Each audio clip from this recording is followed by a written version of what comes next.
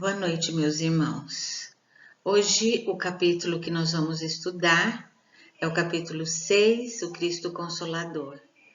Mas, inicialmente, vamos fazer a nossa prece habitual. Vamos então nos acalmarmos, fechar nossos olhos, mentalizar esse Jesus lindo, maravilhoso, que nos ampara, que nos protege, que nos consola.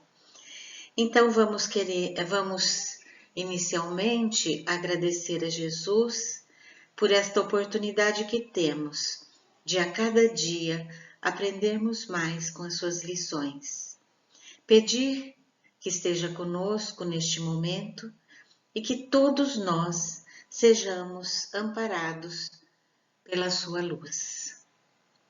Então, como o capítulo mesmo diz, né? O Cristo Consolador, o Cristo prometido por Jesus, que viria relembrar os seus ensinamentos, esclarecer o sentido das suas parábolas e ensinar coisas que o povo do seu tempo não entendia. Jesus disse, o Consolador, que é o Espírito Santo, a quem meu Pai enviará em meu nome, vos ensinará todas as coisas e vos fará lembrar de tudo que foi dito. Isso está em João 13, 14 e 15. Neste capítulo, vamos observar nas instruções dos Espíritos 4 comunicações e todas elas estão assinadas pelo Espírito de verdade, que muitos falam que representam Jesus, ou um conjunto de espíritos liderados por Jesus. O primeiro item, então, que nós vamos estudar é sobre o jugo leve, que Jesus nos fala que vinde a mim, todos os que andais em sofrimento, e vos achais carregados, e eu vos aliviarei. Tomai sobre vós o meu jugo e aprendei de mim, que sou manso e humilde de coração, e achareis repouso para as vossas almas, porque o meu jugo é suave e meu fardo é leve. Agora nós precisamos entender, em primeiro lugar, o que é jugo. Jugo, então, no dicionário, ele fala assim, que é uma peça de madeira utilizada para prender os bois à carroça ou ao arado. É uma canga ou junta de bois. Pode ser também uma espécie de força, por baixo da qual os romanos faziam passar os inimigos vencidos nas batalhas.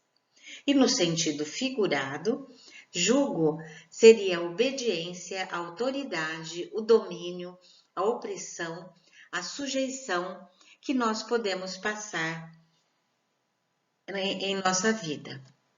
Jugo, então, Jesus fala que seu jugo é leve. Quando ele nos fala isso, ele está nos dizendo, porque, olha, nós percebemos que jugo é um sofrimento, é um peso que está nas nossas costas. E então, todos os sofrimentos, as misérias, as decepções, as dores físicas, as perdas de entes queridos, encontram sua consolação na fé no futuro, na confiança na justiça de Deus.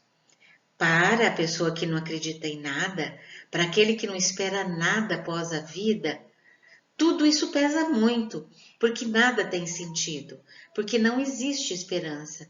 Isso nós vamos encontrar principalmente nas pessoas deprimidas, nas pessoas desesperançadas, nos suicidas.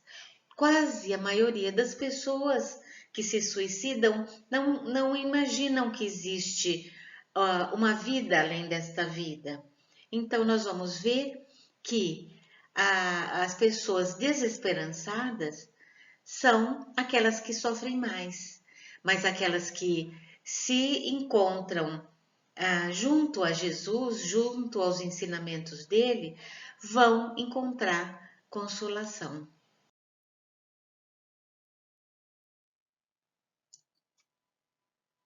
Bom, então nós temos que, no sentido religioso, jugo é a opressão que uma pessoa carrega quando dominada por seus próprios problemas, como enfermidades, vícios, dúvidas, aflições, todas as coisas que nos fazem sofrer. E, por exemplo, o escravo, que a gente sabe muito da nossa história do Brasil, por exemplo, vivia sob o jugo do seu senhor. Em alguns países, como os que cultuam o islamismo, é claramente observado o pesado jugo ao qual são submetidas as mulheres. E então vem Jesus e diz: O meu jugo é suave e meu fardo é leve. Agora, então, nós vamos entrar no item do Cristo Consolador. A palavra, vamos ver primeiro, o que é consolar. Consolar em grego significa paracleto. E paracleto nós podemos dividir em duas palavras, para e kletos. Para está ao lado de, aquele que foi chamado para ficar ao lado de. E kletos é uma conjugação do verbo chamar, aquele que foi chamado ou enviado a ficar ao lado de enviado para prestar auxílio. Então tem uma historinha que ela fala sobre dois discípulos de Jesus que estavam a caminho de Emaús. Emaús é uma cidade pertinho de Jerusalém. Eles estavam se afastando de Jerusalém e eles se afastavam, falavam de suas dúvidas, eles conversavam entre si, eles estavam muito desanimados com a morte de Jesus. E eles mostravam abatimento, desesperança. E o que a historinha diz, que eles estavam se afastando de Jerusalém. E Jerusalém significa cidade da paz. Eles estavam então se afastando externamente, porque ia de uma cidade para outra, mas não só externamente, mas internamente, porque eles deixavam que toda a desesperança, todo o desequilíbrio interior mostrasse, aflorasse dentro deles. E aí apareceu um homem que começou a caminhar com eles e perguntou: Mas por que vocês estão tão tristes? Aí eles falaram: Mas você não soube? Soube sim, ele respondeu. E começou a orientar essas duas pessoas sobre a doutrina de Jesus, falando da esperança, falando de todas as coisas que ele tinha ensinado, Jesus tinha ensinado quando esteve aqui na terra.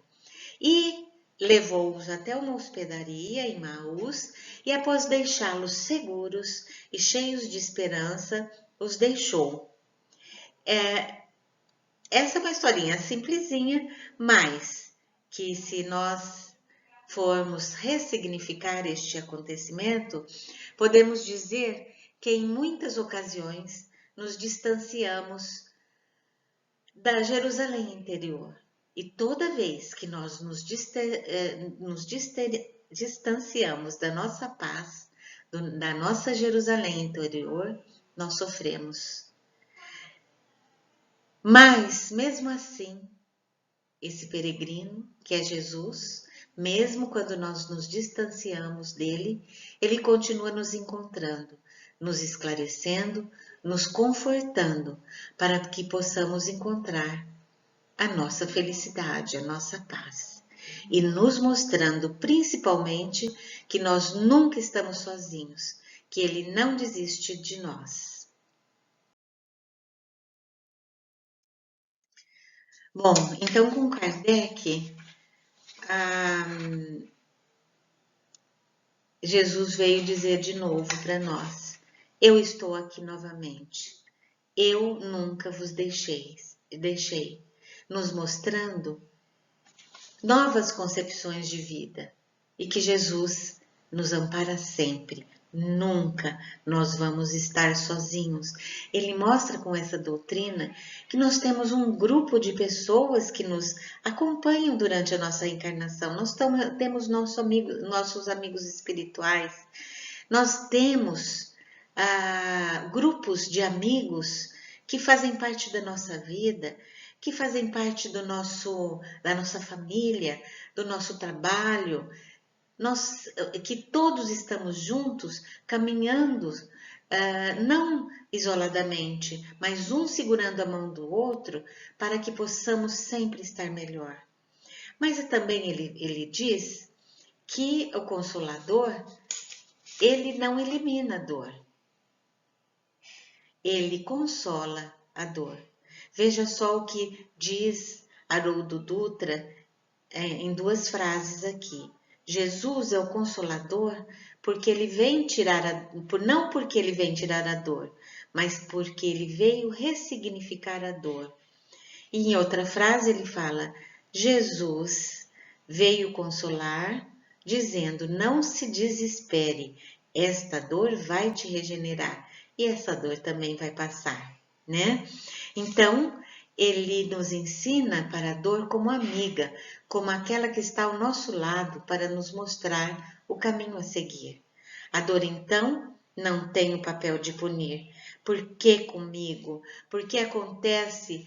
Por que eu perdi meu emprego? Por que eu perdi uma pessoa querida?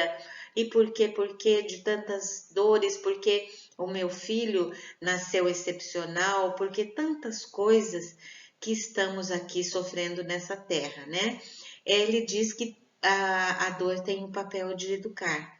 E ela, bem compreendida, sem revoltas e sentimentos ruins, gera ao espírito experiência, maturidade e evolução. E somente quando atingirmos essa percepção da dor, teremos oportunidade de entendimento de que os desafios da dor podem sedimentar as nossas conquistas morais. Quer dizer, essa é a função realmente da dor. Conquistas morais.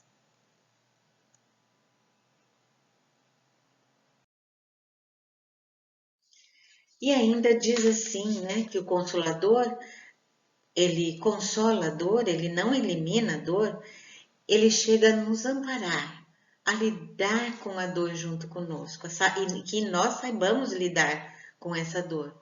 E para que saibamos lidar com ela, que nós a olhemos como uma amiga, como aquela que está ao nosso lado para nos mostrar o caminho a seguir. O Casimiro Cunha, a psicografia do Chico Xavier, ele diz: sofres? Espera e confia. Não te furtes de lembrar que somente a dor pode nos regenerar.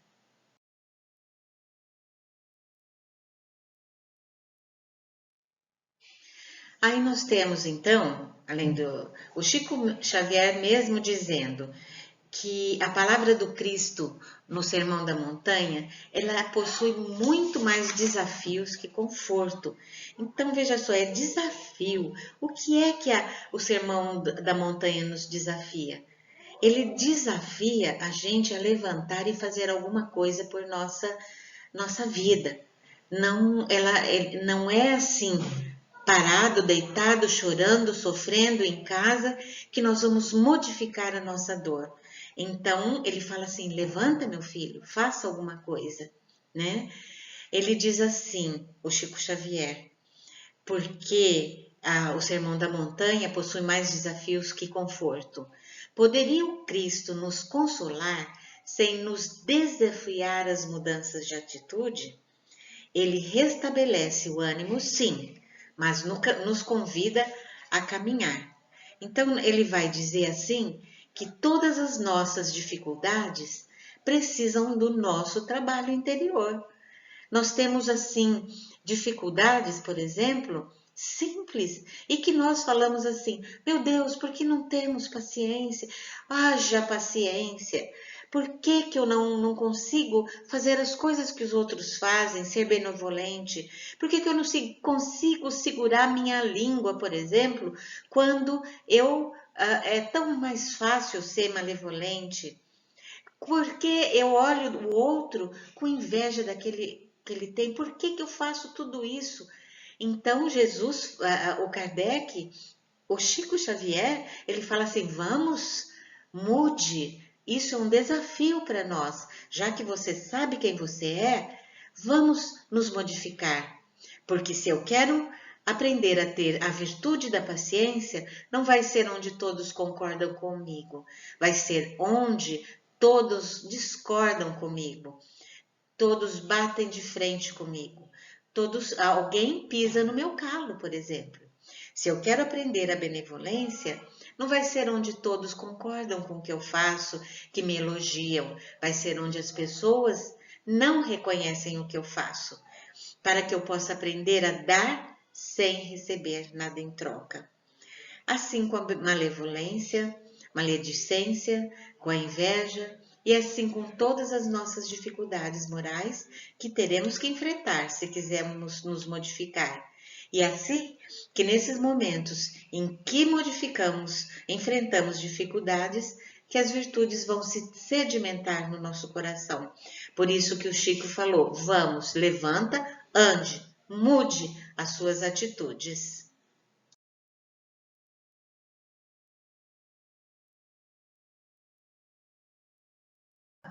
Nós podemos também colocar a dor como uma reação de uma ação que nós tivemos no passado. Isso também já foi colocado, já foi estudado bastante na Justiça das Aflições, né? Anteriormente. E nós também entendemos, né? E muitas pessoas entendem, muitos espíritas, que a dor ela pode ser um karma ou expiação. Pode ser. Também como pode ser uma prova, um desafio que nós temos que enfrentar para mudanças de atitudes. Ela pode ser um auxílio, porque em algum momento, se nós não tivéssemos aquela dor, nosso caminho teria sido outro, ou poderia ser uma missão. Mas o mais importante é que a dor ela nos vai ensinar.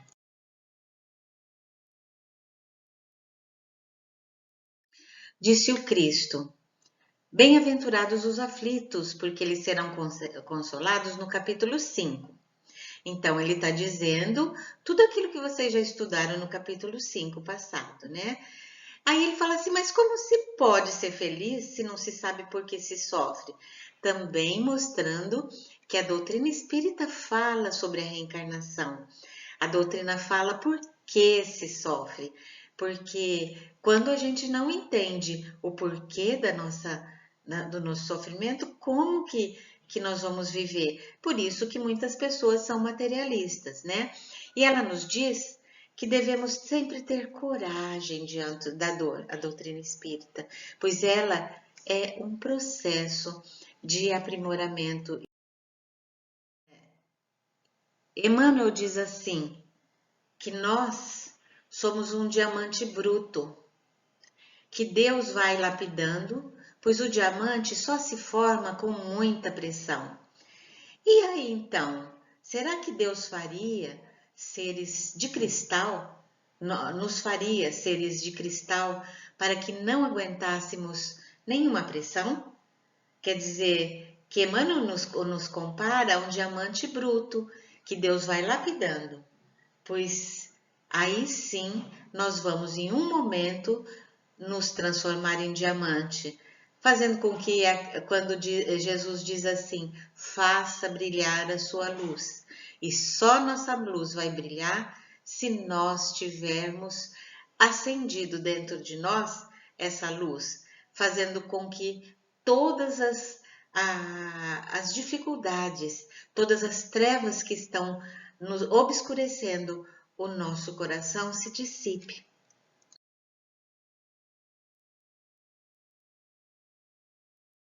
No livro Palavras da Vida Eterna, ainda Emmanuel diz assim: se alguém quiser vir, Jesus diz assim: se alguém quiser vir após mim, negue-se a si mesmo, tome a sua cruz e siga-me. e que ninguém se queixe inutilmente. Assim, caminheiros da evolução ou de redenção têm cada qual a sua cruz.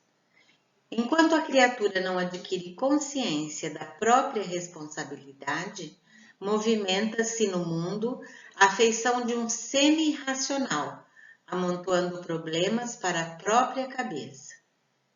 Entretanto, acordando para a necessidade da paz consigo mesmo, descobre de imediato a cruz que lhe cabe ao próprio burilamento. Ainda, Emmanuel, no livro Fonte Viva, ele diz assim: a mensagem da cruz é dolorosa, mas o Cristo usa o fracasso aparente para ensinar o caminho da ressurreição eterna, mostrando que o eu nunca se dirigirá a Deus sem seu aprimoramento e sem a sublimação de si próprio. O Espírito de Verdade, em uma das suas instruções, neste mesmo capítulo, coloca como primordial mandamento o amai-vos, o amor, porque o amor, sem a caridade, sem o dar a mão para o outro, o que resta para nós? E instruí-vos, eis o segundo. Instruir por quê? Se nós nos colocarmos dentro de indivíduos como estudiosos, nós vamos saber exatamente quem somos, onde vamos, de onde viemos e todas as coisas podem nos ser reveladas. Todas as verdades se encontram no cristianismo e se nós o estudarmos, nós encontraremos todas as respostas, principalmente para as nossas dores. E também o Espírito de Verdade diz que o amor verticaliza a criatura na conexão com o Criador. É a viga mestra, o eixo da Terra em relação ao infinito. Ainda a doutrina espírita, ela nos facilita entender, por meio do Evangelho principalmente, o significado da dor, né? O porquê, então, sofremos, né? Quando nós estudamos o capítulo Meu Reino Não É Deste Mundo. Quando nós estudamos também Há Muitas Moradas na Casa do Meu Pai. Quando nós estudamos também o Sermão da Montanha, quando fala dos aflitos, quando fala de todas as nossas dores e como lidar com elas. Porque sem essa perspectiva espiritual, como nós vamos ter a visão da dor, né? E ainda muitos de nós ainda estamos, há várias encarnações, andando em círculos, preocupados em juntar tesouros, dominar, mandar, ter o poder em mãos, fazendo com que todas as coisas do nosso dia a dia sejam mais importantes do que a nossa evolução espiritual, porque ainda nós estamos presos às nossas paixões. Então, quando chega em nossa vida as dificuldades, principalmente materiais, onde temos que abandonar tudo o que nós temos, né? Experimentar a escassez material, emocional, não podendo atender as paixões, achamos que estamos num processo de sofrimento. Nos sentimos abandonados, castigados, esquecidos por Deus. Quando na verdade esse processo é porque nós estamos indo a direção à nossa Jerusalém interior. Nós estamos num processo amplo de acrisolamento espiritual. A doutrina espírita, então, nos diz que nós precisamos ter coragem diante da dor, porque ela é um processo de aprimoramento espiritual. No item 5, o Espírito da Verdade nos diz Espíritas, eis o primeiro mandamento. Instruí-vos, eis o segundo. Todas as verdades se encontram no cristianismo. No item 6, o Espírito de Verdade diz: eu vos digo em verdade, aqueles que carregam seus fardos e assistem os seus irmãos são meus bem-amados. Instruí-vos na preciosa doutrina espírita, que acaba com o erro das vossas revoltas e vos ensina o objetivo sublime da aprovação humana. No item 7, o Espírito de Verdade diz: sou o grande médico das almas e venho vos trazer o remédio que vos deve curar, nos lembrando que quando sofremos, vamos nos lembrar dele, né? Que muitas vezes nos lembramos somente quando existe a dor. O item 8, que é a última mensagem do Espírito de Verdade desse capítulo, ele diz assim: que Deus consola e dá força aos aflitos que a imploram. Seu poder cobre toda a terra e por toda parte, ao lado de cada lágrima, ele colocou um alívio que consola. O devotamento e a abnegação são uma prece contínua e contém um ensinamento profundo. E a sabedoria reside nessas duas palavras, devotamento e abnegação.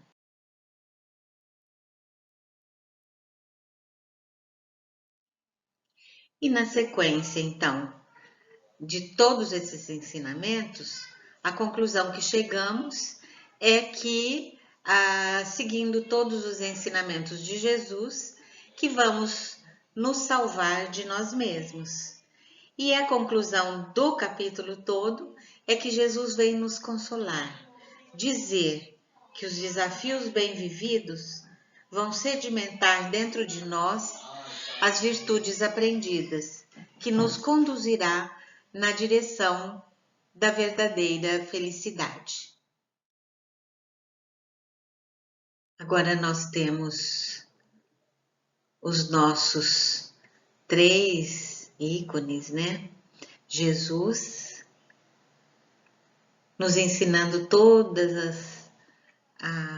o caminho a fazer em nossa evolução espiritual. Kardec revelando que a doutrina de Jesus ela é mais viva do que nunca. E nós temos esse nosso querido Chico Xavier demonstrando através da sua abnegação, do seu exemplo, tudo isso que foi ensinado por Kardec e por Jesus. Então, que Jesus nos abençoe sempre e que possamos realmente, quando a dor bater em nossa porta, nós sabermos entender e lembrar de todos os ensinamentos dados a nós e colocá-los em prática. Que Jesus nos abençoe hoje, agora e sempre. Assim seja.